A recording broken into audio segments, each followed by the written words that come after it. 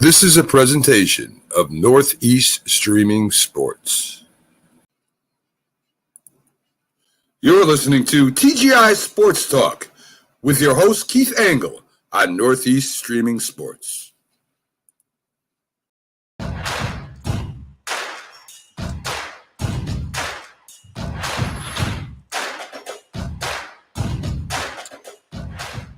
Good evening, everybody. Keith Angle here with TGI Sports Talk's College Football Huddle. How are you tonight? Happy Thanksgiving Eve. I want to wish a happy Thanksgiving to everybody out there. All of you watching on Facebook, YouTube, Twitter. Those of us who will see us, so those of you who will see me Thanksgiving morning. So pre-Happy Thanksgiving or Happy Thanksgiving whenever you do see this, or I hope you had a great Thanksgiving should you see it on Friday. It's that time of year, guys. Thanksgiving's here. We had a celebration with the family Sunday, the extended family, because a lot of them will be going other places tomorrow. So we're going to have a quiet out to dinner, my wife and I, watch some football. Should be a good time.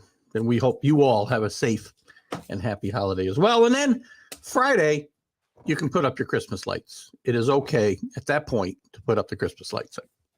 You'll get no grief from me. Prior to then, sorry. So again, welcome to everybody watching live tonight. Everybody will watch us tomorrow on Roku. We're going to talk, obviously, again this week about the college football playoff poll. Still rooting for chaos, and there is still a chance for much chaos, but some teams took themselves out last week, obviously, Tennessee, North Carolina. A little bit of, I don't have a big gripe with some of the standings, so we'll go through it because a lot of it's going to work itself out, so I'm not going to get too worked up. I do not understand how Alabama ends up over Clemson. But there is that. Big deal. Clemson will finish ahead of Alabama if they win out. We'll talk some of the big games from last week, obviously. We'll go through the top 25. I'll have Jim Biringer on, by the way, in just a little bit. We'll talk the poll. We'll talk the big games this weekend. Obviously, we got the game in Michigan, Ohio State. But there's other important games as well, which we'll dive into. Talk about some coaches in trouble and coaches maybe moving. A lot of chatter this week about my boy Lane Kiffin will be the coach of Auburn by the end of the week. We'll see if that's true or not. He talked with his team today. Interestingly enough, he did not say he was staying at Mississippi. He said, I have not agreed to take another job. He didn't say he was staying. So after the Egg Bowl tomorrow, good evening, Alan. Good to have you with us. By the way, so let me finish that thought. After the Egg Bowl tomorrow night, Mississippi State, watch out for a Lane Kiffin announcement come Friday morning. We'll see how that goes. Alan, I guess, and I think it was on just a little while ago on Let's Talk Sports. I guest co-hosted the Thanksgiving Roundtable with Alan. Check that out on Let's Talk Sports. You can check it out on the Community of Sports. I think Alan will be sharing it too later as well. Deion Sanders is staying, he says today. Don't be surprised. You know what's funny? Everybody's staying until they aren't, because none of these contracts are ironclad. Let me tell you, I wouldn't. Now he may very well stay. He may just sit and wait for the Florida State job. But who's staying? Hugh Freeze just signed an 8-year extension like 3 weeks ago. He and Lane Kiffin are the leading candidates for Auburn. You wonder why? Oh, God. This is what we live in today, right? Nobody's good to their word. That's why we got to pay off everybody's student loans. That's why we got to. It's just a crazy country we live in today, man. I'll tell you. And college coaches are a horrible example for young people. You know, it used to be a man's word was his bond. Now even his signature on a piece of paper isn't worth anything. So again, Deion may very well stay. But as soon as Deion is offered the job for the amount of money that he wants it for, Deion's gone. You know, he's not making a lifetime commitment to Jackson State, guaranteed. And Deion better be careful. Deion better maybe jump while the iron's hot, because things can change in a hurry. Anyway, as I mentioned, Jim Biringer will join us in just a few minutes, and we'll jump into the poll. So we'll talk about it right now. No changes. Georgia, Ohio State, Michigan, TCU. Nobody can argue, I don't think, with those 4 picks. I guess you could have a little bit of a gripe with LSU at 5, USC 6. Who cares? Because that's all going to take care of itself. Even Clemson at 8 behind Alabama, all of that will work itself out. If Clemson runs the table, Clemson will put itself in contention for one of those 4 spots. That's as far as it goes now, by the way, guys. Is 7 teams are alive for these 4 spots. You know what? It's funny, Carlos. I said the same thing. Good evening to you, Carlos, and Alan. I said the same thing to Alan earlier today. I love Sonny Dykes. He's one of those coaches I've always rooted for out at Fresno State, at SMU. But for whatever reason, I'm rooting against this TCU team. I don't know why. The resume looks worse and worse as the weeks go on, as teams keep dropping and falling out of the top 25. This team would be better off losing to Iowa State this week and winning the Big 12 championship game than winning this week and then losing the Big 12 championship game. If they lose a Big 12 championship game, they're likely out.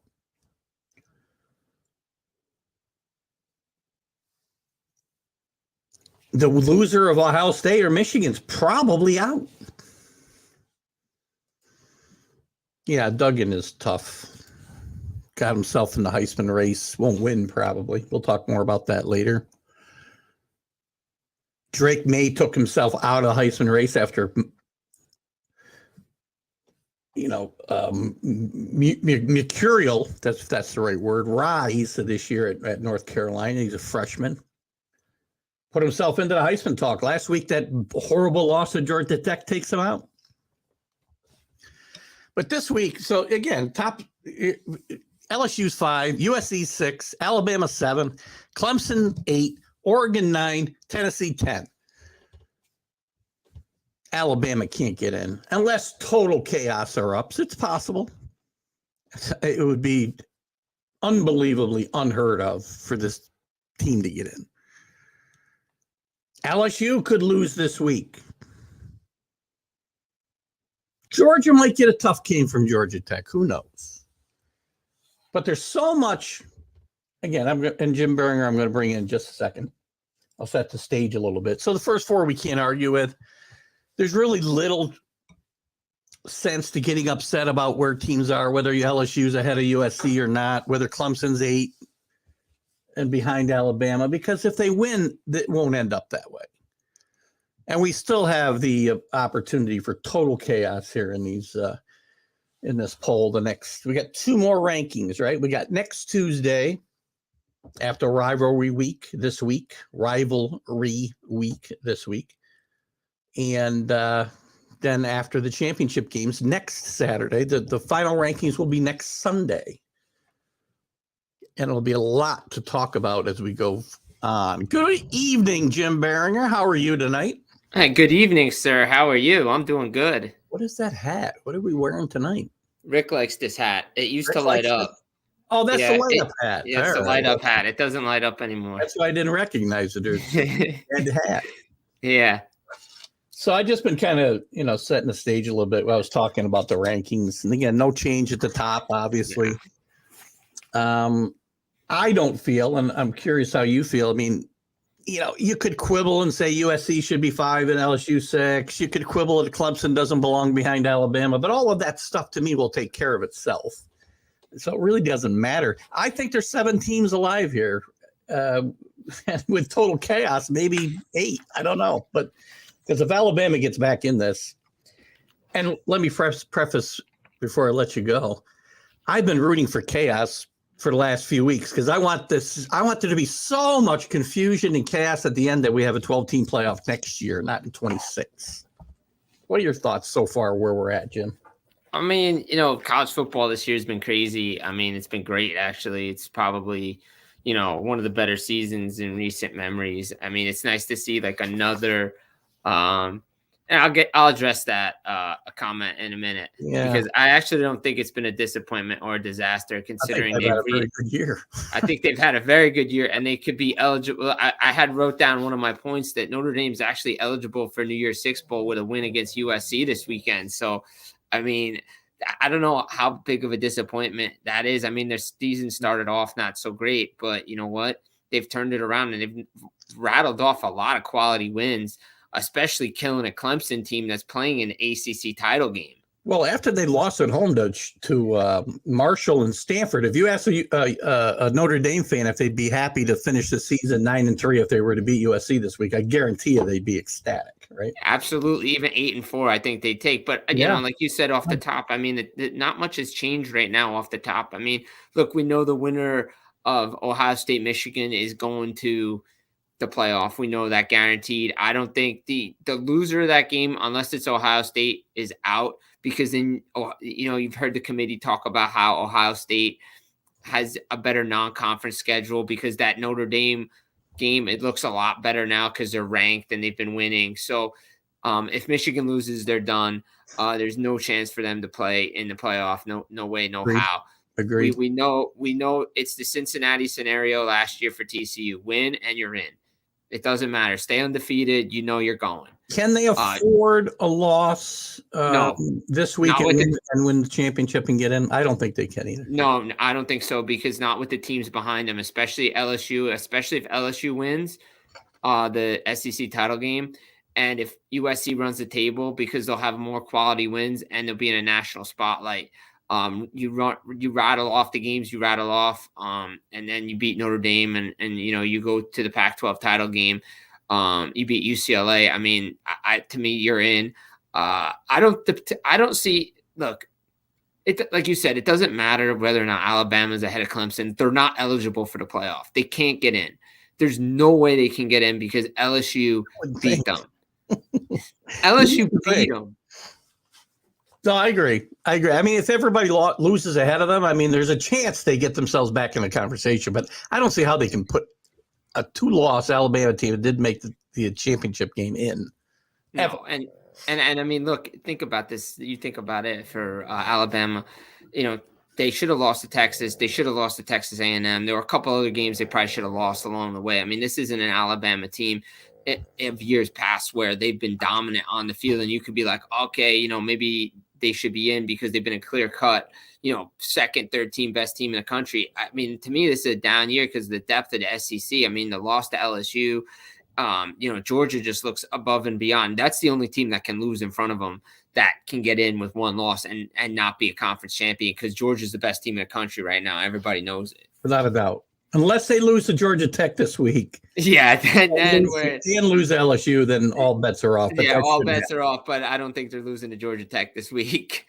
I don't either. I think they might keep it closer than we think, but who knows? I mean, it's been crazy. It's been a crazy year. It really has. I mean, you think about it. I mean, Georgia was down to Missouri. I mean, they could have had a loss early in the season before that Tennessee game, and they could have rattled off. But Kentucky played them well. They played them tight. To me, the wild card in all this is USC. If USC can run the table, the Pac-12's in this thing, and they have a legit chance to, get in the playoff. Is there a scenario where USC doesn't get in? And that would have to be the only thing I could see is LSU beats Georgia in the SEC championship game, and they both get in. But I think LSU isn't in over USC. A 1-loss USC team should get in over 2-loss LSU SEC champion, I think. You would think, but the problem is as we see in these rankings, you clearly see there's an SEC bias because Alabama's at 7 Yeah. ahead of Clemson, who's 10-1, and ACC, and that's what you think. The ACC has a down year, so you're like, okay, well, the 2 losses that Alabama had, one was to Tennessee, and then to LSU. All right. Well, Tennessee was the number 1 team in the country at the time, which was never a problem. And then they lost to a team that's going into the SEC title game. So to me, that's where it is. It's funny. If we had a 12-team playoff this year, I really believe every team except, let's say, Tulane were to get the that 12th seed, and that's still up for debate too. That's still up for grabs, right? Yeah. But every team but that seed, whatever it is, I think all the 11 other teams would have a chance to win. I would totally agree with that, 100%. I mean, you look at it right now. I mean, everybody would have a chance. I mean, there's, the odds-on favorite would be Georgia, obviously, but Ohio State. But everybody else would have a chance. There's no way that they wouldn't have a chance. I mean, you're in the dance. So, I mean, it would be, and they would be the 12 best teams this year if you put them in, because I don't know if you can make an argument outside of top 12 who would you would make an argument that could be over them because of the so much chaos and parity that's gone on within these leagues. I don't think, maybe the only team would be, you can't even make it because Oregon's in the top 10. So, I mean, look, Oregon's got a big weekend this weekend. Spotlight's on a Pac-12 to me this weekend. I mean, if you look at it, Oregon's got to win. And if they do, they're playing USC in a championship game. If they lose, it's the Huskies win. It's the Huskies and USC. Yeah, and USC,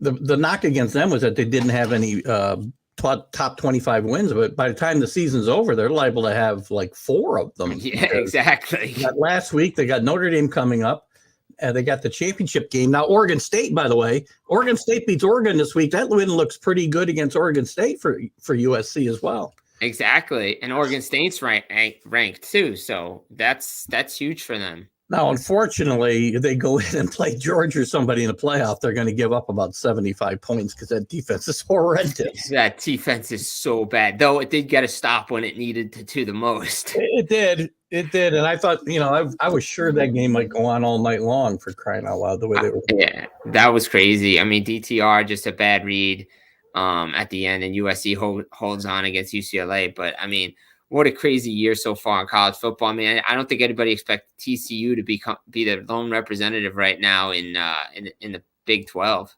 Well, here's the thing, Alan. I mean, the committee, look at 4 teams is very hard, right? I mean, the committee's still there. The expanded playoff doesn't get rid of the committee. The committee's still going to be there. I mean, it is a little bit more cut and dry, but they still have to rank the teams. There's still going to be a committee ranking these teams for these 12. For the conference winners to get to get the automatic bids and the at-larges. So the committee doesn't go away. No, the committee doesn't go away. But sticking with we mentioned Tulane earlier. I mean, they got a big game against Cincinnati this weekend. I mean, a winner of that's going to the title game and has the chance to be the winner out of the group of 5 to go to a New Year's Six bowl. And UCF's still in that. They're still in that, aren't they? Don't they have a? I think so. I think they're in the title game. If I'm not mistaken. I'll take a quick look here. I think it's between those 3 teams. All still have a shot. Right. No, they got 2 losses, so I guess it's going to come down to a tiebreaker for this loser on Saturday. They'd be 6-2. UCF wins Saturday, they'd be 6-2, and the winner this week would be 7-1 in the conference. So and I think UCF has 2 wins, 2 big wins has one over Cincinnati and Tulane. So I think they hold the tiebreaker. So which I think they're actually in the title game, if I'm not mistaken already. I don't know. I'm wondering if like Coastal Carolina's 23 in the AP poll. They are still not ranked in the playoff poll though, so they could have an outside shot. I suppose. Yeah, they could have an outside shot. Yeah, getting that New Year's Day 6 bid. But What was I going to ask you here? Crap, I just lost total. Let me get a couple comments here, and I might. Might find that train of thought again. ACC is horrifying this year. Carlos, you're a one-trick pony. I mean, you know what? They're not that great. But it's deep. It's a deep league, and Clemson should not be penalized. Clemson wins out. Clemson's got one of the better wins of the year now. Or I'm sorry, the loss they had, I should say, doesn't look as bad if Notre Dame, especially if they win this week against USC. They're liable to be in the top 10 in the rankings when we're all is said and done. So listen, I still think I predicted when I was doing a show with Alan earlier that Clemson will get that 4th seed. I wouldn't be shocked based on history. I wouldn't be shocked by it. I would not be shocked by it. They will dismantle South Carolina this weekend. They should. They should win. They should win going away. That's what I was going to say, by the way. Kudos to the Pac-12 for stepping up, and I agree. I think that for college football, getting the West Coast back with USC being relevant is huge for college football as a whole, because now it's coast to coast again, and it hasn't been for a while. It stopped at the Rocky Mountains for a long time, but I think that's important for the sport. Yeah, I agree with that 100%. I mean, going into this year, I think when people ask me who do I thought was the representative that could come out of Pac-12, I said it comes down on USC. Man, they made all the big moves, hired a new coach. It's USC. Everybody knows it's the brand name. Yeah, Oregon was good. UCLA was good. I mean, the division's deep. Conference is deep. They got rid of the divisions. It's like the Big 12 schedule. You got to win big conference games. Conference games matter. And they're stepping up. I mean, look, outside of a late loss to Utah, I mean, they could be undefeated in the conference and undefeated right now. I mean, and that game was really good. That was a good game, yeah. That was a really good game. So, I mean, top to bottom, that division's pretty deep. And the top teams are showing it. I mean, Washington in the mix. You had Utah in the mix for a while. Oregon's still there. USC. UCLA was, off to a hot start, especially at home. I mean, it didn't feel like they would ever lose at home. They would always rout teams. So are you a little surprised? I'm surprised a bit that they've turned it around so quickly. I mean, Lincoln Riley's a great coach. We know that. I know the Oklahoma fans are, disappointed, want him to do badly. This wasn't a good football team. Now he brought in 2 great players in Williams and Addison, obviously, which makes a huge difference, especially when that defense is so bad. I'm a little surprised that they're sitting where they're sitting right now, though.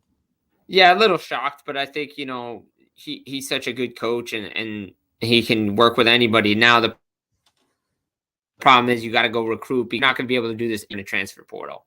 You're not just going to get these top recruits to come there via the transfer portal. It's going to be very, very hard to do. So, you got to start recruiting and you got to start building a base because, I mean, how long can you play with fire and go to the well when it comes to the transfer portal? Right. And Carlos, you're right. Washington has flipped the book. I mean, they had a bad loss at UCLA, but other than that, they've had a really good season. They just extended DeBoer, I think, today, which I think is a great move. But this Pac-12 still may get picked apart more as far as realignment because the Big 12 may come out of this smelling like a rose because I still think they may go. You've seen them test the waters with Gonzaga maybe in basketball. Well, they may go to that Northwest and get Oregon and Washington and maybe even a couple other teams to bring down there at some point here in the next couple of years. Well, I don't think Oregon can go to the Big 12 since they're going to the Big 10. Oregon's not set to go to the Big 10. I know. So it's UCLA. Oh, yeah. So, you can get – they could get Oregon down there, yeah. Yeah, there's been talk about Oregon going to the Big 10. I mean, we're not done with this whole realignment thing. No, we're not. I mean, we're not done with the super conference talk yet, but it still makes it interesting to see, these divisions where you thought they were going to be weaker come out and have really good, balance and parity, and anybody can come out of it. Like we said, the Big 12, you got TCU, who would have thought? Alan's – This would certainly be bizarro world, Alan, but stranger things have happened. I mean, here's the thing, too. Even if Alabama beats Auburn and all this other stuff happens, I don't think an SEC team should get in. I don't think Alabama should get in with 2 losses and not being in the conference championship game. Can't happen. No, it can't happen. No way. I mean, you got to take. I mean, not over Clemson. No, You know, especially not over USC, especially if they win the Pac-12. not over USC. I mean, well, in his scenario, you've got Ohio State. You probably get 2 Big Ten teams in this. Michigan's scenario. not getting in. Well, they would in this scenario. I'm saying, right? I mean, if this crazy scenario were to work out, I don't know about that. I still don't know about that. You put some money on that on a money line or something. You're going to get a lot of money, by the way, Alan. So yeah. Scrap up some money, go to DraftKings and put a bet on the money line on all those wins. You're going to do pretty well in that parlay. Absolutely, you will. What are your thoughts? Let's take a look at the games that are impactful to this playoff race or the New Year's Day 6 selections. Starting with the biggest game, Michigan at Ohio State. What are your thoughts here? This is 2 teams that you look at. They've got undefeated records, but they haven't exactly overwhelmed much of the year this year. Yeah, I mean, I think this would be. It all comes down to whether or not that running back for Michigan's playing. He's been the hardest soul of that offense. He needs to play for them to have a shot at Ohio State, because Ohio State at home is really good. Yeah, we've seen that with a bunch of teams this year when they go on a road. They're just not the same. And I don't know how many times they're going to be able to get away with just kicking field goals. You're going to have to score touchdowns against Ohio State. I mean, again, Blake Corum is the whole Michigan offense right now. He was one of the Heisman Trophy finalists for this year. So to me, I think it's going to come down to, who makes, less mistakes. But I think I like Ohio State at home this weekend, just because just what they can do, and CJ Stroud and that offense. And they're just a different team at home. Again, if this game was in Michigan, I'd give the edge to Michigan, but I think Ohio State's winning this game. Yeah, I like Ohio State as. You like Michigan? I'm sorry, you like Michigan? No, I like Ohio State. If the game was in the Big House, I think I would take Michigan. Yeah, I would as well. The home team's going to prevail here. And again, Michigan's problems throwing the football. They were lucky to get out of that Illinois game. That's a good football team, Illinois, and they couldn't throw the ball. So even after Poll was out, they were very fortunate to get out of that game with a win for sure. All I needed to do was get a first down, and they didn't do it. I don't know if Carlos is making a joke like Brady Hoke did and forgot to mention the state in Ohio, but right. Let's see. Why do you keep saying Ohio? It's Ohio State. I got a feeling you're not doing that because you're making a Brady Hoke joke there, Carlos. I think you're missing the state. It's important, by the way. In this context. Oh, there he goes. Okay, now he's using the. I'll say struggling. Look at neither one of these teams has set the world on fire anywhere. So Ohio State's got better.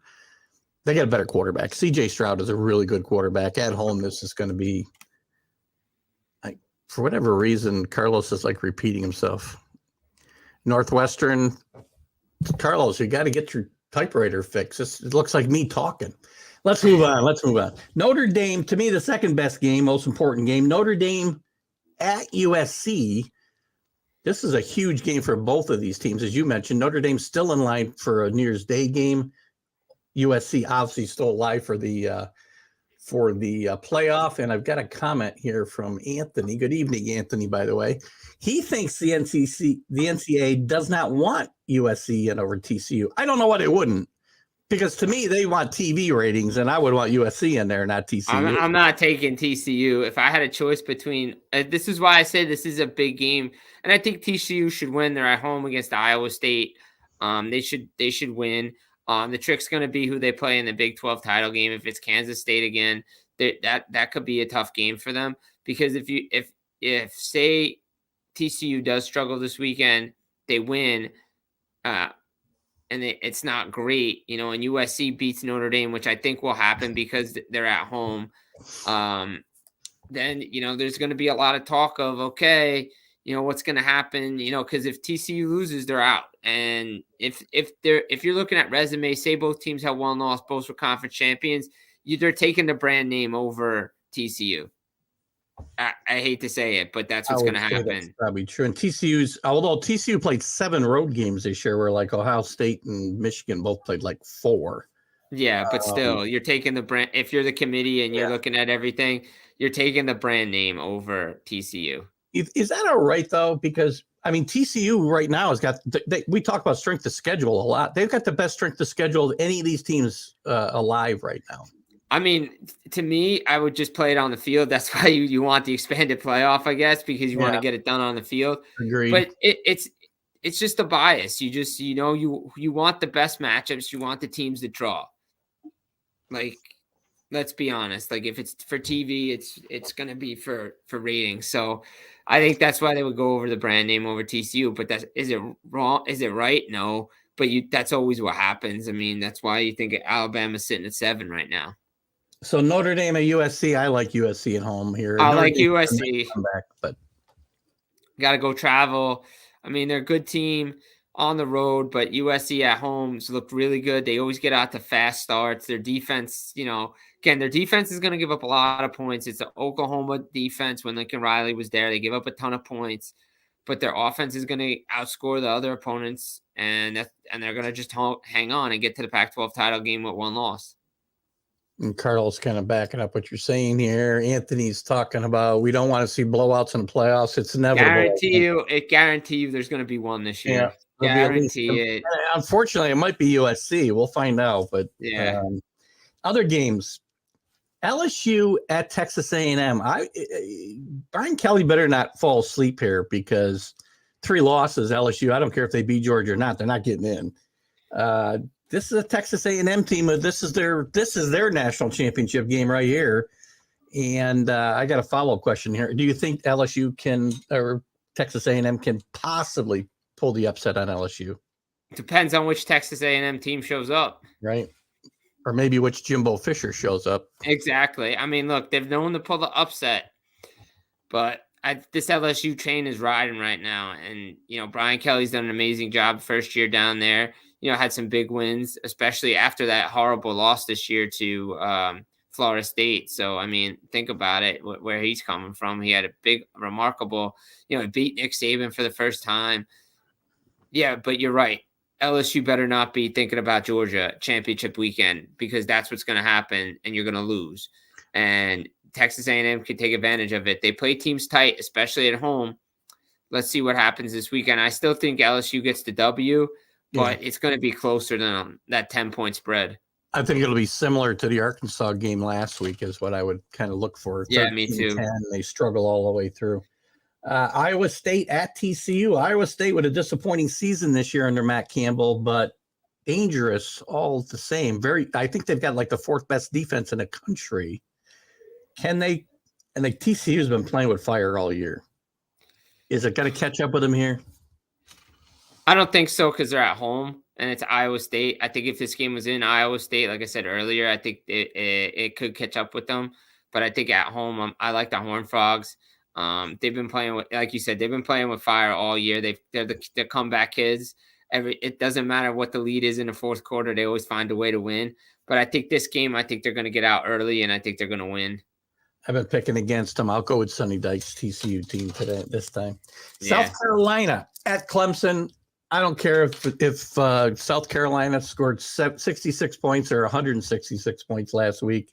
I think they're not beating Clemson this week. Clemson's got a great defense, and I think the offense will come alive here against South Carolina, and they will be the ones putting a whooping on somebody this week. I think they're going to get Clemson, Death Valley, with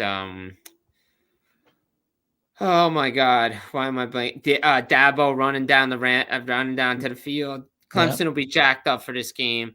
They're going to be points. They need style points. They need to make an impact. They need to move up in the rankings.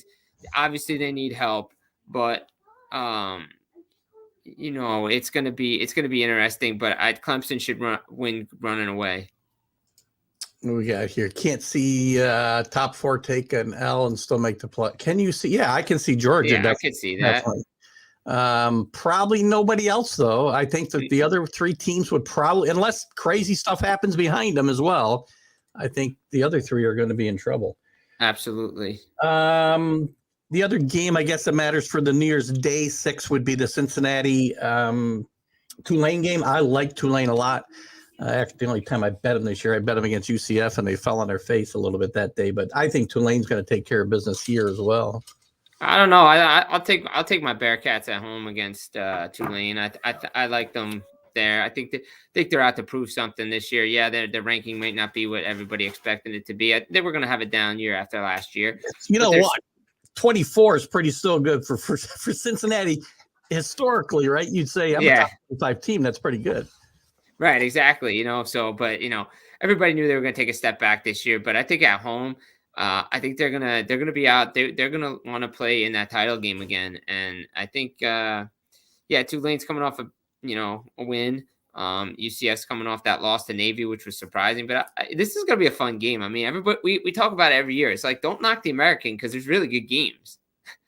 There is, and the quality of play is going to drop a little bit with UCF, Cincinnati, and Houston leaving, but it's still a good league, and some of the teams they've got coming in are good football teams as well. I would still like to see the Navy's in that league. I would love to see Army, and I would love to see Air Force get in that league and play each other in league play. Yeah, that would be fun. I think it would be a lot of fun. How about some of the other rivalry games? Obviously, Auburn. And in some other years, this would be one of the big games or the big game of the day, Auburn against Alabama. What are your thoughts on that rivalry? Bama at home should run away with this game. Easily, they should win this game easily at home. They really struggle at on the road this year. They really have. They've also struggled at home against Texas A&M. So it'll be interesting to see what offense shows up. But I think Bama should win this game going away. One of the games I'm looking forward to the most, though, is Oregon State, the Civil War game. I was going to go there next. Yeah, I mean, I'm interested that because Oregon State's they're still playing for something, man, and Oregon needs that dub, or else they're not getting into the Pac-12 title game. And they've had a nice year with Bo Nix, and they had a tough loss to Washington that really burst their bubbles this year for the playoff. Agreed. Oregon better watch out because Oregon State can play good at home. Do we care about any of the other rivalry games this week? By the way, before I go any further, Virginia and Virginia Tech has been canceled. It will not be played because of the tragedy there at Virginia. And again, keep those kids and their families in your thoughts. A horrible tragedy. I won't mention that shooter's name on this show because that's the way to do away with those things. Do we care about any other rivalries? Do we care about Florida State, Florida anymore? Nah, not really. I mean, the one I always like is the Paul Bunyan Axe. I think it was at Minnesota, Wisconsin. Yeah. That's always fun. That's the trophy games. I like the trophy games that they play for. Those are always fun in the Big Ten. Keep that alive. Obviously Minnesota, Wisconsin are both down this year, but I mean, still, it's always a close game. It's always a fun game. And a couple of things I want to, before I let you go, there's some interesting coaching news going on. There's rumors all over the place that Lane Kiffin will be the Auburn coach by the end of this week. They play the Egg Bowl tomorrow night. He addressed his team today, I think. He interestingly did not say, I will be the head coach of Mississippi. He said, I have not accepted another job, which I think is an interesting choice of words. What are you doing, Lane? What are you doing, Lane? Stay in Mississippi. He'll get fired in 2 years at Auburn. Just stay where you are, man. Got a good deal there, right? You keep doing this, man. You keep bouncing around. You have a good deal here at Ole Miss. You've turned this program around. You've made them into a national powerhouse. They're in the rankings. They're always talked about late. Yeah, they've had a couple of bad losses to end this season, but they're going to play in another bowl game. It's going to be good. Lane, what are you doing, man? Just stay where you are, dude. Staying on Auburn, two other names that have been brought up. Hugh Freeze, who just signed an 8-year extension at Liberty like 3 weeks ago. Yeah.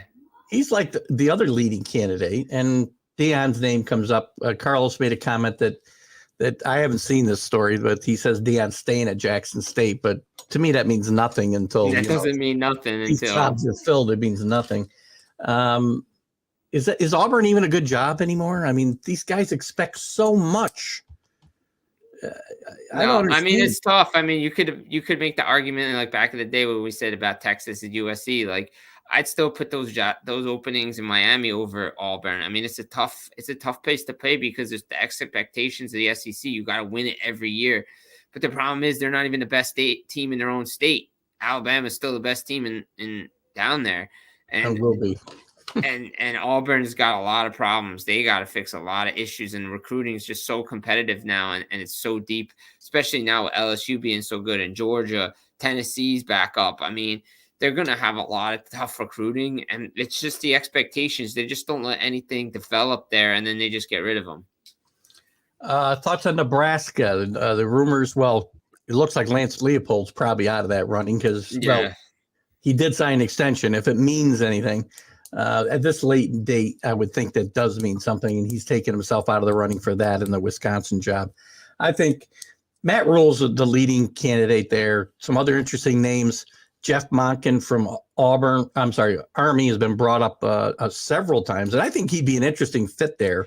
Yeah, he would be. I definitely would be. It would be tough to see him go considering the seasons they had. It was a tough season up there. So I think he would like to right that ship before he left. And I think he wants to be a lifer like his counterpart down in Navy. I think those two guys, I think those two guys are kind of lifers there.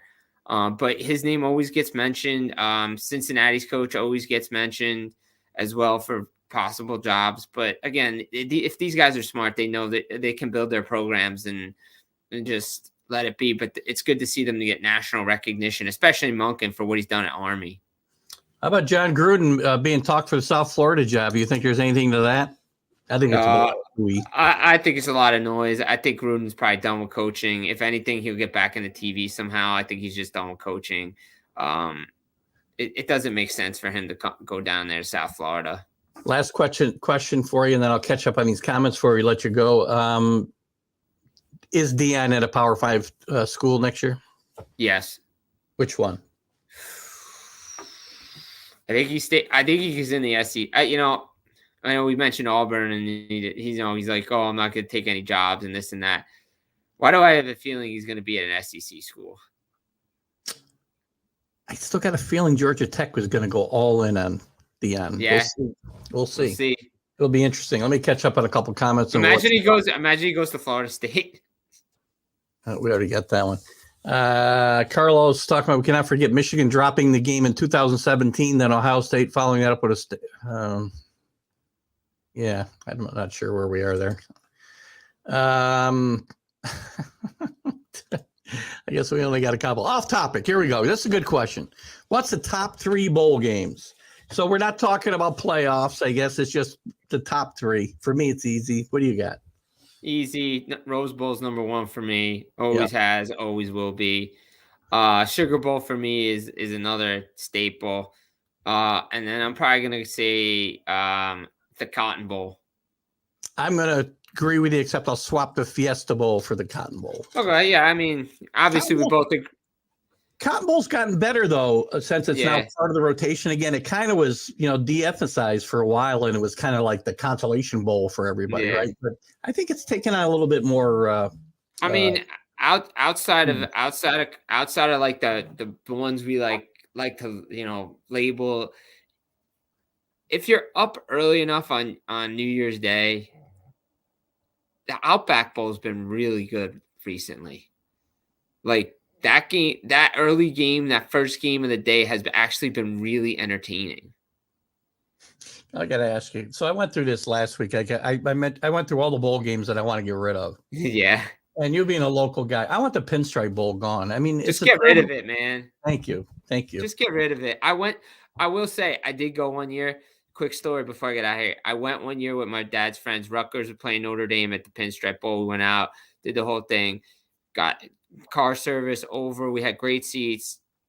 It was fun. I had a fun time going there. The view and everything was horrible. Yeah. It's not a great place to watch football. It's horrible. Did I have a good time? Yeah. But they need to get rid of the Pinstripe Bowl. Period. End of story. Or if you want to keep the Pinstripe Bowl, we can play it on a real football field. I don't even know if we need it, to be honest with you. Yeah, 40, I don't even think we need it. 40 bowl games and 35 of them don't even have a real name anymore. It's the Cheez-It's got 2 bowl games. There's 2 Cheez-It bowl games. How can this even be? Yeah, it's too many bowl games. God, please. We can't even get people to go watch them, for crying out loud, just to fill ESPN's TV schedule. Jim, thanks so much for coming in today. We'll have you in next week too, because I think we want to track this now down to the final. So we'll keep you as part of this rotation here. I just dropped something off my desk. I hope it wasn't something with liquid in it. Spillage down there. Won't be the first time. All right, guys. Jim, thanks so much. We'll talk to you soon. Have a great night, and let's also get those Hurricanes maybe one more win, huh? Yeah, it would be nice to get one more for the U. Big shout out to Amanda, the U. But yeah, thanks for having me in. Glad to be part of the rotation, talking some college football, and to everybody out there who celebrates Happy Thanksgiving tomorrow. Enjoy the Egg Bowl. Absolutely. You have a great Thanksgiving, Jim, and catch Jim on Mad Radio Network and also fullpresshockey.com. There you go. Absolutely. Hockey season's underway. And when everything cools down, we'll get on the Sunday show and start talk some pucks. But again, everybody, thanks for having me on and enjoy the rest of your night. All right. Thanks, Jim. Thank you. Bye. The great Jim Biringer from where is he from? Mad Radio Network, fullpresshockey.com. Check him out, guys. Good stuff. Jim's good. Jim's great with college football. Jim's great with everything. Hockey's his big thing. That's how he makes his living. And he knows his stuff. So catch up with him where you can. And thanks, guys, for participating in that conversation, and keep up that conversation, guys. Any topics you want to talk about tonight? We'll get into coaches a little bit more. I want to go down. I just want to look at these scores from last week quick. Look at the games from this week. I think we're pretty much set on. We still got a few games that matter for the championship games. There's a few games outside of these games that are relative to the playoff. So we'll take a look at some of those. Let's just take a quick look at last week's scoreboard, as I didn't do it earlier, and see if it's anything strikes us as crazy. I want to go through this top 25. We talked about, this is last week. This is this week's. If only I had this week's scores. 3 for 3 last week in college, guys, in the cigar box. Tulane rolled over SMU. Clemson rolls over Miami. I think Clemson will roll by a similar score over SC this week, by the way. Notre Dame keeps himself relevant with a huge win in the snow over BU, at least Boston College, excuse me. At least the second half is played in the snow. Kentucky played Georgia tough. I think Will Levis maybe has hurt him draft stock as much as anybody this side of Van Dyke from Miami. Ohio State struggled for a while with Maryland, but they win by 13. Again, on the road, Maryland's not a bad team at home. People are wanting to knock Ohio State for this game. Can't do it. Michigan, I'm not going to beat up Michigan a lot either, because Illinois is a really good football team. And they took Michigan right to the wire. Michigan had to kick a last-second field goal. If you want to punish them, then punish TCU. TCU barely even got their field goal off. They didn't even keep a timeout. A little bit of strange coaching there by Sonny Dykes. Runs the ball. I don't know, with 20 seconds left, 15 seconds left, whatever it was, with no timeouts. Then he's got to rush his field goal unit on, and they got it off with, I believe, 1 second on the clock. That close to being out of the race. Carolina, as we talked about, knocking South Carolina or Tennessee right out of the match. Hooker out for the year now with a bad knee. We'll see what he does. I don't know if he's a next level quarterback or not. LSU beats up on UAB 41-10 a week after taking care of Arkansas. That UCLA USC thriller we talked about. My worry here, 48-45. USC did get a big stop at the end of this game, but I don't know if they make the playoff, if they can stop one of these teams, they're going to have to play it. I'll get to your comments here in a second, guys. Carlos, the Mad New Yorkers, Austin P team with a stunning 34-0 loss to Alabama. Nice payday, I'm sure, for Austin P, though. I just will never understand. Never. Oregon outlast Utah 20-17 at home, keeps themselves alive for the Pac-12 championship. Penn State, of course, beats up on Rutgers because James Franklin beats up on everybody who's not a top 10 ranked team. Georgia Tech shocks. This is why it's possible Georgia Tech gives Georgia a little scare this week. I don't think they're going to win the game. I do think they could give them a little scare. They beat Carolina last week 21-17 on the road. Carolina had been red hot. This isn't Georgia. I understand that. But Drake May is one of the best quarterbacks in the country, and Georgia Tech kept him to 202 yards and an interception and took him out of the Heisman chase. Arkansas beats Ole Miss for their second win in a row, and my screen just went out again, which is par for the course. Kansas State, up and down year, very good chance of beating TCU in the Big 12 championship. Should they get there, they got to beat Kansas this week. And Texas, I guess even if they lose, if Texas loses, they'd be in the Big 12 championship, I believe. The Huskies, as Carlos mentioned earlier, they roll over Colorado. They're still alive in the Pac-12. Florida State playing much better football. All of a sudden, they're 8-3. That lost for LSU early in the year to Florida State doesn't look quite as bad anymore. Navy beats UCF. Navy been down for a bit. Couple of good games back-to-back. Almost beat Notre Dame the week before. They knocked UCF off their perch. Bedlam, Oklahoma rolls over Oklahoma State 28-13. Not as close as a score. Oregon State 31-7 over bad Arizona State team. Louisville, very resurgent in the coaches poll at 25. They win 25-10 over North Carolina State, who's been reeling a bit. And Cincinnati 23-3 over Temple. As I mentioned, where's those rankings again? Louisville moves into that top 25 spot. And the Pac-12, by the way, has 1, 2, 3, 4, 5, 6 teams in the coaches, not the coaches, the college football poll, top 25. Are they that good? Is the conference good, or is it?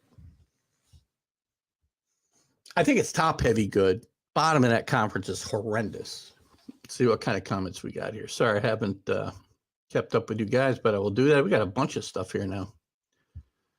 Where are we? John DeLon is here. Good evening, John DeLon. Pac-12's a water polo conference. 6 teams in the top 25. How many SEC teams, John? I know. And by the way, John, you're probably going to give me an argument that Alabama still is deserving of a Final Four berth, and you're wrong.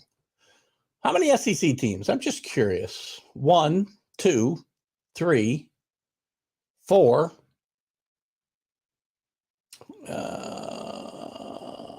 4, 5. Now, I'll give you they have the top team, so that really is what matters. Don't start, Jen. Too late. I got a bunch more comments here from. Oh my God, John. Yeah, I do mean like that. I think Alan meant like that too. How can you keep an undefeated Big 12 team out of this playoff? You tell me who deserves to be in if they don't get it. So 1 loss. So the Michigan, Ohio State loser belongs in over TCU, you're going to tell me. The LSU. So if LSU loses in the SEC, would you put them in with 3 losses? I don't think so. Hopefully, I would agree with you with USC, but not if they're undefeated. If they match up, if they lose this week to Iowa State, win the Big 12, they finish 12-1. USC finishes 12-1. They're both conference champions that I put USC in. I'd put Clemson in over TCU if they both had 1 loss and were conference champions. So I'll give it to you if they lose a game. Undefeated? No way. No Power 5 conference champion undefeated, has ever been left out of the playoff. Ever. Will Levy, is that as of now? Well, Levy, I love Will Levy, and I think he's going to be a starter on the next level. Detroit might be a good spot for him too, and I do think he's going to be playing on Sundays, and I do think he'll be a starter at some point. He's had a tough year, man. He's a tough kid. Right, I knew what you meant. If you're taking out TCU, take out LSU. 2-loss teams don't deserve to be in. First of all, I won't make a blanket statement that 2-loss teams don't deserve to be in. They don't deserve to be in over undefeated teams. I can tell you that. That's for sure. They don't deserve to be in over 1-loss conference championship teams. I don't think. When you lost on your home field by 4 touchdowns to Tennessee.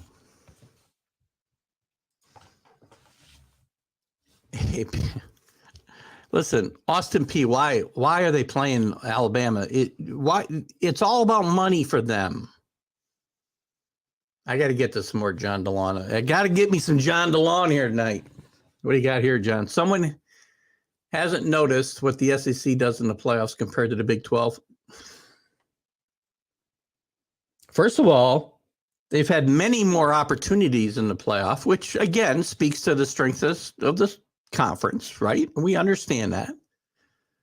Oklahoma has the only team, I believe, correct me if I'm wrong, Oklahoma is the only team that has had a chance from the Big 12.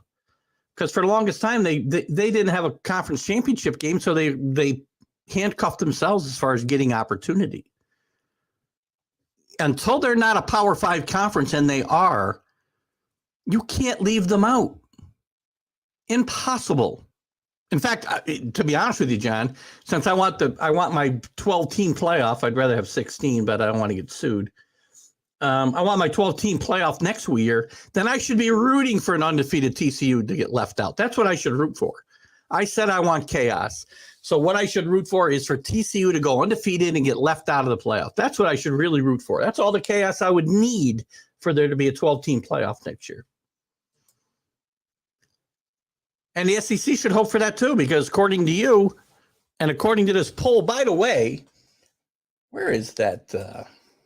I gotta find out what I do with that. I'll get back to your comments in a second. John, I'd also like to know what you think about Lane Kiffin possibly being the Auburn coach by Friday, according to a bunch of rumors flying around here. He's nuts. They'll fire him in 2 years. He should stay where he is. He could be a lifer at Ole Miss. Somewhere I had, if we had a 12-team playoff today, damn it, I lost it. Hang on with me. Bear with me. I gotta find this thing. Maybe it was in the America. Hold on. Maybe it's over here. I can't find it. I'll look for it after. Right now, I think there would be, I think there was 4 SEC teams in 12-team playoff. Oh, what do you got here? Sorry, I missed this one. Who cares? You lost to Florida State. By the way, the Florida State doesn't look too bad, as bad. But again, that Tennessee is a horrible, horrible loss at home. Now, fortunately for LSU, Tennessee's out. I don't think LSU would have got in over Tennessee if Tennessee had finished out their schedule with that one loss. Hooker hadn't gotten hurt, because it does factor in. I'm pretty sure Tennessee would have got in over LSU, even if they won the championship. What's this? Oh, you'll lose to Georgia. I got you. It will play itself out. LSU is probably not getting in. I'm not sure that LSU is getting in at all. LSU could have scored 90. They should have then. That's always my opinion. If they could have scored 90, they should have. By the way, that's one team. That's one team. I mean, according to you, we should have just an SEC playoff, and that's a national champion, and we'll be done. You should want a 12-team playoff next year because you'd have 4 teams in. Wish I could find that matchup. I could probably look it up here. If 12-team playoff started today. I have no idea if I'm going to get what I want. That's November 8th. I want the most recent one. This isn't going to help me. These are all old. Oh, wait. 5 days ago. That's not going to help me either. Damn it. I had it earlier. I had an article. Well, maybe this is it. Hold on. Just as of now? Nah, that's not it. That's last year. Well, somewhere I had it, and I believe there was 4 teams in it. Georgia is the only SEC term that deserves a playoff spot. I right now, if we're talking 4 teams, I agree. Georgia's getting in, win or lose. So everybody be prepared for that. John's right. 1 lost Georgia team will be in. Question's going to become if LSU should win that game, whether they get in. If everybody else wins out, Ohio State, well, let's just say Michigan, because Ohio State would have a better shot at a second berth. Let's just say Michigan wins out. TCU wins out. USC wins out. There's 3 right there. And Clemson wins out. How do you put a 2-loss LSU team in there? Oh, what do you got for me, John? All right, I think I might have jumped ahead. Hold on. Wait, we got a lot of comments to go here. Holy moly. LSU will give Georgia a better game than TCU will. But listen, I'm not, that's really not the debate. LSU's not, if LSU and TCU played is the question, really. And TCU, I think, would beat LSU.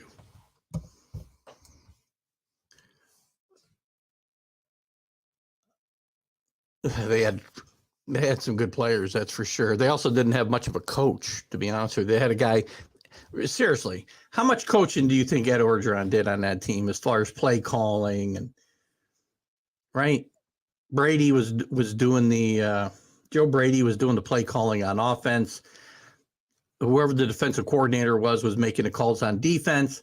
What was Ed Orgeron's real role? He rolled Joe Burrow, Chase, a bunch of other great players out there, and they won the championship. You know, it's a great team. It's a great team. And Brian Kelly's done a great job this year, without a doubt. And John, I think you would admit, if we were going to tell you they'd be, 10-2, heading into the and getting into the SEC championship game this year 1 under Brian Kelly, you would have said that's pretty damn good. Yeah, we'll all say that. And is the Big 12 better today than when? 1993? Or I'm sorry, 3 years ago? Is the SEC better than it was 3 years ago? It's deeper. But I would argue that the SEC is not as overwhelming at the top as it was 3 years ago, when Alabama and LSU were obviously the best 2 teams in the country. Yes, actually, and we'll get better next year. You got to be careful. The Big 12 is not that good this year. It's just not. I mean, look at the teams that were supposed to do well. We're looking at a TCU team that was not picked to finish at the top of this league. And you're looking at down years from Texas. Well, Texas maybe whatever. You could even be considered up. Oklahoma State. certainly not good seasons. Iowa State, certainly a down year. Baylor, much worse than last year. This isn't a better league this year than really.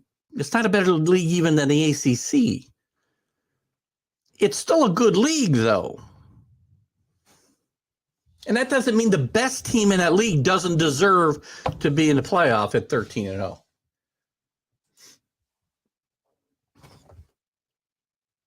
I'm not sure who you're laughing at. Maybe at Allen's. They are not better. I don't disagree with you there, John.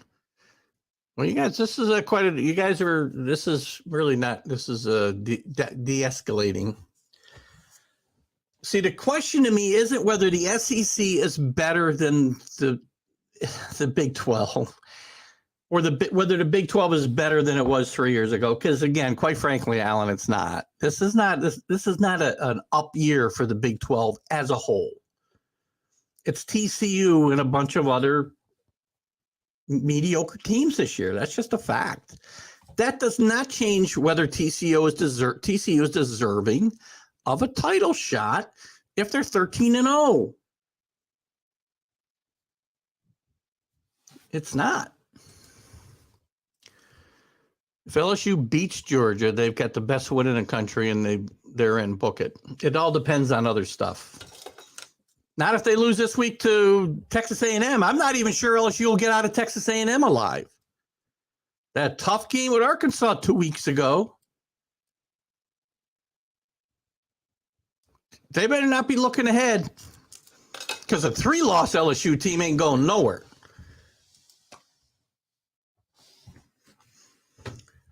Oh, CA. Dog tired, good tired. Like tomorrow is going to be a blessed day for us all. Yes, definitely. Happy Thanksgiving to you as well, CA. Thanks for sharing those thoughts.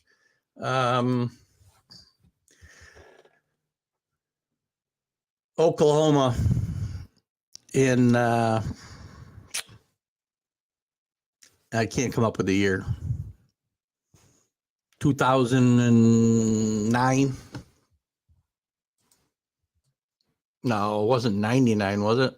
Alan? Can't be that long ago.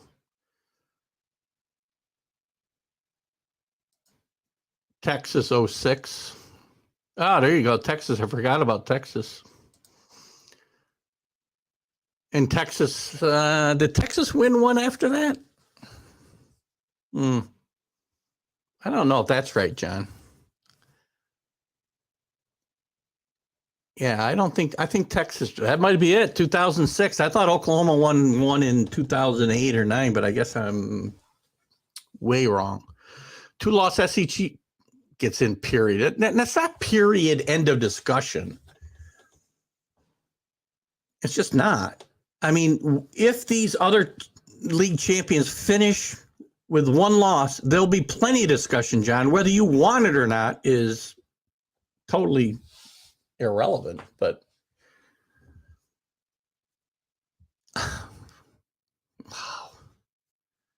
you know, week after week we talk about the same thing, right? I realize, and I freely admit to you, John, and the rest of you SEC fans, the SEC is the best conference in the country. I have sat here and widely and loudly said Nick Saban is the best, the greatest college football coach of all time. Winning in one of the conferences that's the hardest to win in because it's so deep. But that doesn't mean that's the only good football being played in the country. And you're, again, I'm sorry, John, but you're wrong. You're the one with your head buried in the sand. If you think there's no other good football being played anywhere in the country, if you want to disparage a TCU team that's had a great season, if you want to disparage a USC team that's had a great season, if you want to disparage a Big Ten team that's going to go undefeated, one of them, and had a great season. Hell, Clemson's had a great season. If you're going to tell me LSU is head and shoulders, if LSU wins with 2 losses, that they are head and shoulders over any of the other top 10 teams in the country, I'm not doing with my head buried in the sand, I don't think, my friend.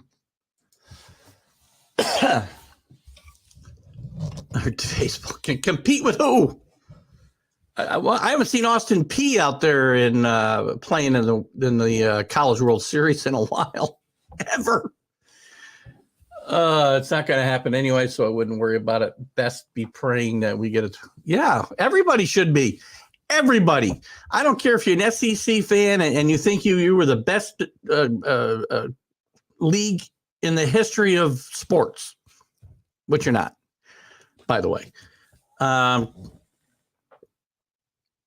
You should be hoping for a 12-team playoff next year. That's why I hope, again, I honestly wish TCU, maybe that's why I'm rooting so hard for TCU to lose. I don't know. But now that I think about it, I don't want them to lose. I want them to get left out at 13-0. Because you'll see a 12-team conference, 12-team playoff pretty quick. They would not be on a neutral field. You think they're double-digit dog to LSU? Not happening. To Georgia? Yes. To Alabama? Yes. I mean, to me, LSU's probably, they're not even the fourth.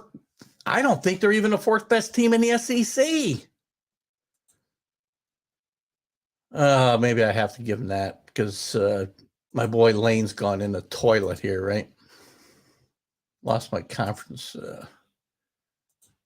Where's that? Let me get to the standings here. Let's look at the SEC for a second. How does LSU rank? Again, if all these teams were healthy, I'm going to tell you LSU's not even the fourth best team in the SEC.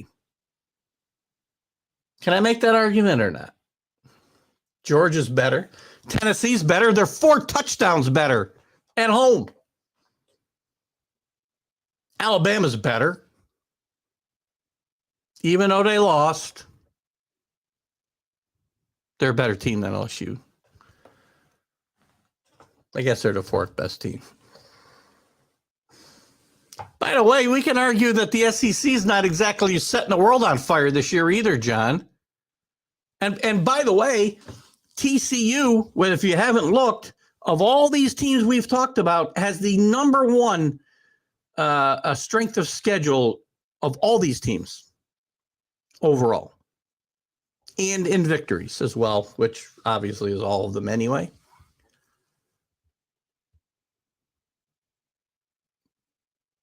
And by the way, John, just to fill you in on Vegas and why the lines are what they are, the lines, and again, maybe, hopefully you know this if you gamble, the lines aren't put there because they think X team is this many points better than Y team. The points are put there for one reason. That's so they get as much action bet on both sides of that game as possible.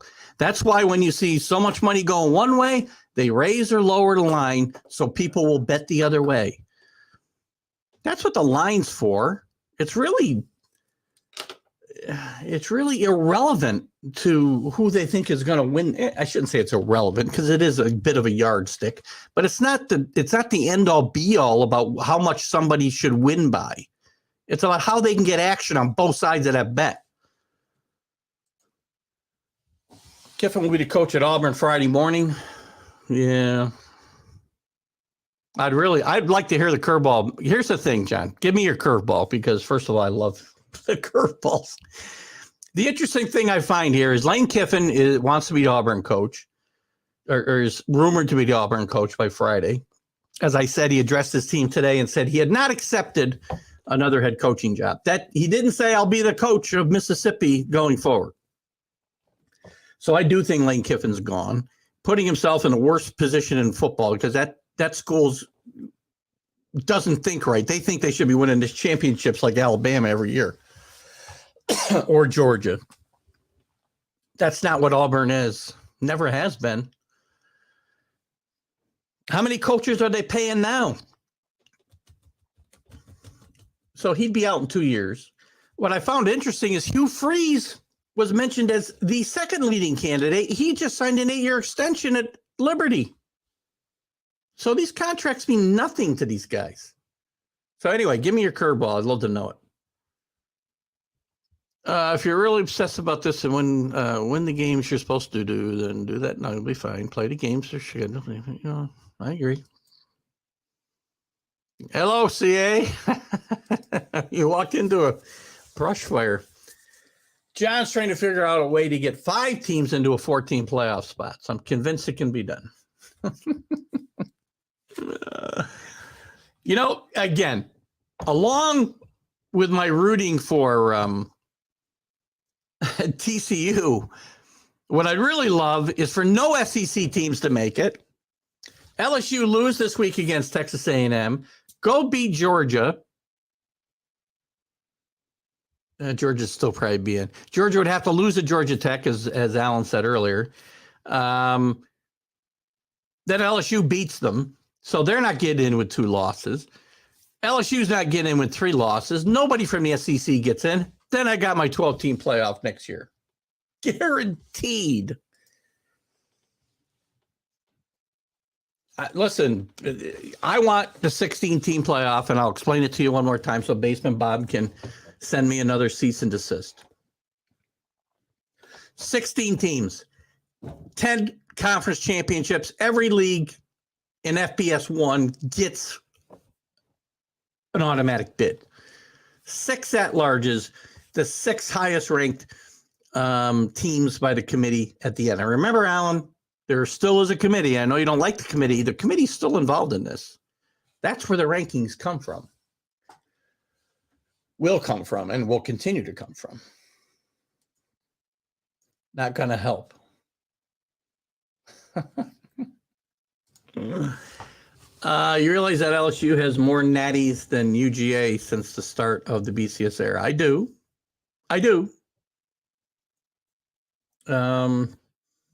I would tell you that I think that they'll be top. Well, no, let's see. How many do they have? LSU has 1 with Saban. They got 3, correct? So Georgia's got to get 2 more.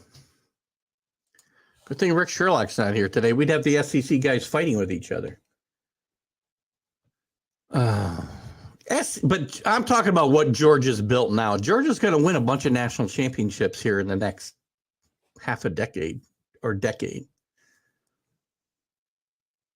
And the BCS era goes back about 25 years. So that's 3 over 25 years. That's not bad. It's not Alabama good, though. Everyone watch NBC tree lighting public school. Yes, Carlos, I saw that post on Facebook today. So congratulations for that, by the way. And good job with those kids. Well, you'll be there, what? Restrained by the police. No, kidding. You put a 2-loss SEC championship in because they have SEC championship on their resume. No matter that the SEC's down this year as well. I mean, you've berated the Big 12, rightly so in my mind. But I mean, the second place team in the East just got beat by 40 points, 35 points by the third place team in the East, who's 7-4 overall, by the way. Georgia just barely got by a 6-5 Kentucky team.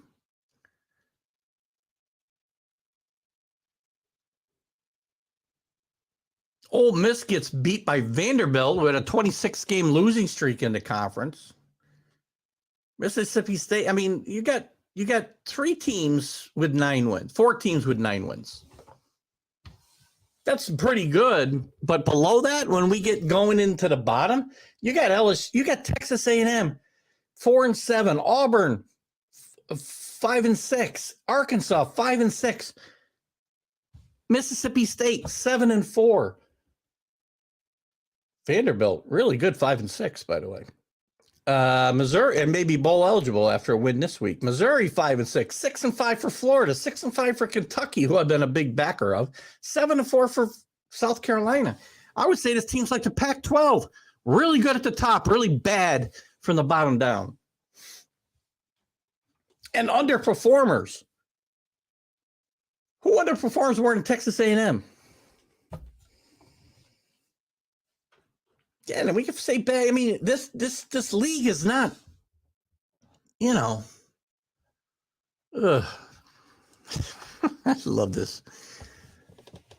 Oh, Lord, you shared it with SC. No, yeah, that's correct. First of all, well, don't say got lucky, Alan. That's not fair. Alan, you're falling into his trap right now. Don't try. I mean, look if you win the national championship, you won. I mean, I'm going to give John that. LSU's got 3 national championships since the BCS era. I mean, they're. We have the crystal. I don't give a damn about what the EP says. Come on.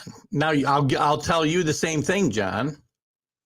And first of all, I wouldn't have a problem necessarily going back to the old way and letting the AP and the coaches pick the champion. If you're good enough, you get named in both polls. So personally, I think both of your arguments here are a little weak.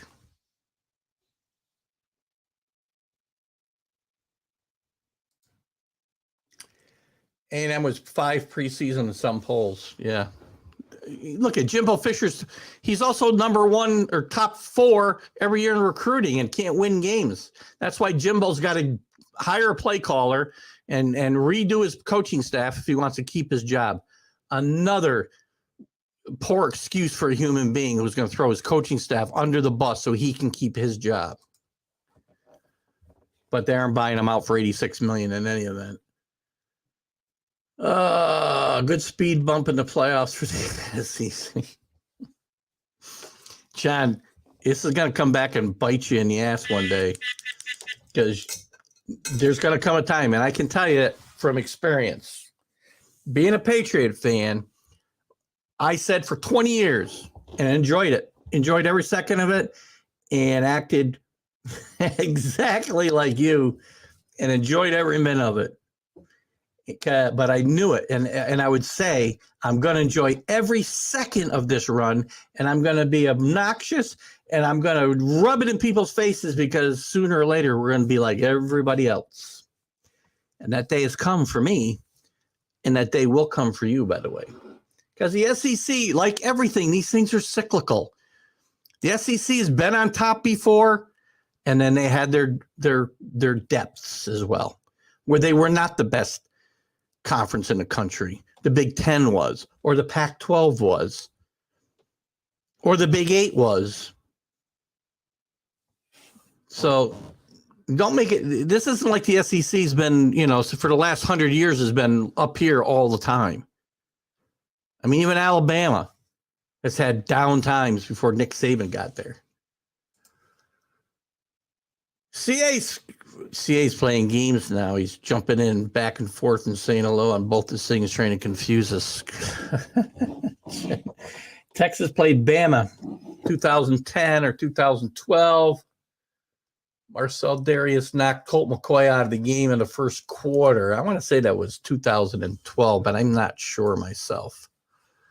CA is going to fall asleep to a show, review the first 45 minutes, and last I missed. Okay. CA, you're the man. I'm glad you popped in at least to say hello and fall asleep. Oregon's not that good. Actually, Oregon's got a good team. I have said. So again, you're mixing things up, John. I'm not telling you the SEC is not the best conference. It is. Despite me trying to tell you it's not as good as we want to make it out to be. It's very good at the top. Georgia's at the top. Georgia beat Oregon in week 1, 49-3. Oregon played great football in the weeks following that, then lose badly at home to Washington. Not a great team, not a bad team.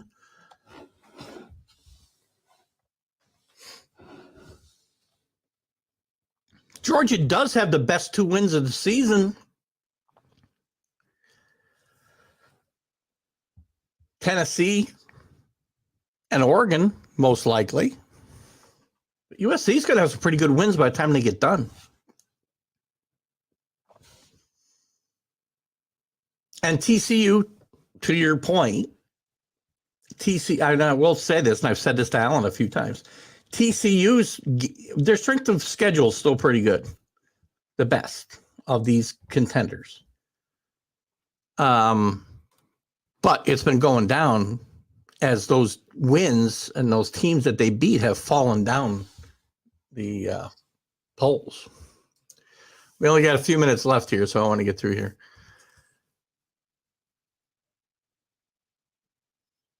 I'm not sure what that one's for. Playoff expansion is an extension of participation. No, come on. No, it's not, John. Listen, there's nobody you will find, by the way, more against participation trophies than me.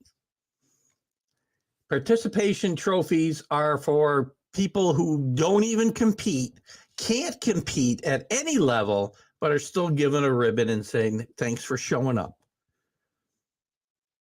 When we're talking about teams, because I'll tell you what, if there's a 12-team playoff today, 11 of those teams would have a chance to win the national championship. That's not participation trophy football. So you're taking it a little too far. Now, if you open it up and let every team in, I mean, look at the NCAA tournament basketball. Would you call the people that they let in at number 68 participation trophy people when some of those teams make it to the Final Four? Not fair, John. Not fair. And again, you will never hear anybody rail against participation trophies like me. But you're taking it a little too far there. Didn't you only score 13 on lowly Arkansas? You guys are killing me over here. The answer is yes to both of those. Yes, I've already mentioned about LSU and the reason that they put them number 5. Yeah, who cares where they are right now? If USC wins out, they're going to be above LSU. Get used to it, John, because it's going to happen. Who would win if Tennessee and LSU played without Hendon Hooker? Well, first of all, I don't know. Second of all, how is that relevant to our conversation? They got beat by 40 by the same team. Whatever. Picking Texas A&M out of spite at this point. Hope I can get to everything here. Hold on. I listen to 5 hours a week of gambling shows and all about the Vegas set lines, but come on, man, think about it. When you're a double-digit dog, well, look at, I don't disagree that it has some relevance, right? But don't think for a minute when the lines get set that anybody thinks or cares who wins that game by what. They care about where the money is. That's it. That's all that matters to them. Wins and losses don't matter. Where the money gets bet is all that matters. Finally, the curveball. I've been trying to get to this. Kiffin is taking Auburn as leverage against Bama to make Saban retire, and the Tide hires Kiffin. Wow. Wow, that is a curveball. I don't think that's happening. That's a good one, though. Yep. Happens all the time. Happens every week, by the way. It's hardly worth mentioning. It is a pretty fantastic scenario. That's interesting.